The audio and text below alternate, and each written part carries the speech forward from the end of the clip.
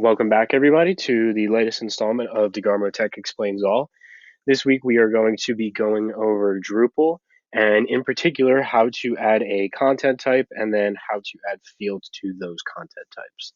So, I just started working with Drupal this week. It kind of in the trend that has been this playlist of exploring a bunch of different CMS um, services. And like I said, this week we're going to focus on Drupal. So basically, if you go and wherever your domain is hosted, I have mine hosted on Reclaim Hosting, which allows me to go to cPanel, install Drupal, and then access as an admin based on that. So to add a content type, we're going to go over to structure.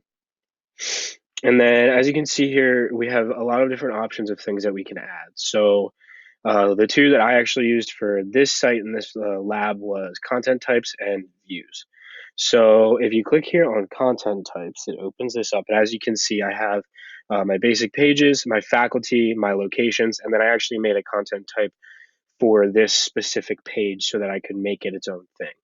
Now, if you want to add a content type, you click add content type. We can name this examples, and then description will be this is where examples go.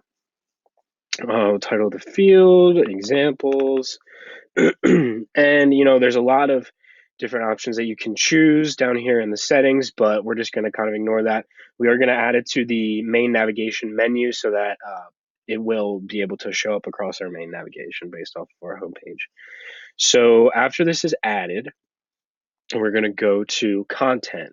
Now, this is where all of your main portions of your site are going to be. So as you can see here, I have Westgate Building, which is a location for the classes that I put into this website.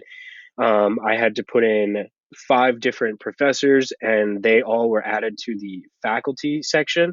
And what this allows me to do is create a table or a view that is in the form of a table, and then only use the content type of faculty. Now, an example of this is when I first made this site, I made it in that I made each class and I put them on a basic page, as you can see here, and that worked fine when I made my first view, because for the content type for the first table that I made and the first view, I used this basic page.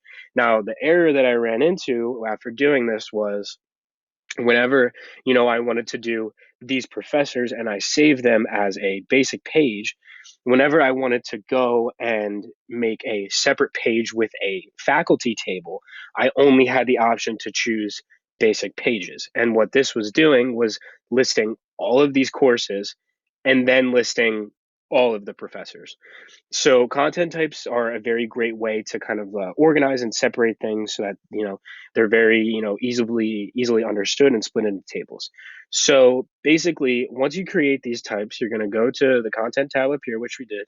You're going to go to add content, and then as you can see here, we have the faculty and locations content types that we added, but then we also have the examples that we just added now.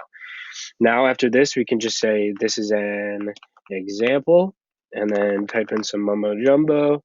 And then if you want to create its own menu link over here, then you can go ahead and do that. But we hit save. And now this is an example. We put this on our page, and if we go over to content, we can see that this is an example is listed under the examples content type. And you can go, like I said, many different ways with this. You can, use content types when you're making tables and specific pages. And overall, it's a very useful trick within Drupal. I hope you enjoyed this video. Keep tuning in every week because we have some more videos coming. Drop a like, subscribe. Also, check me out on Twitter and LinkedIn at DeGarmo Tech on both.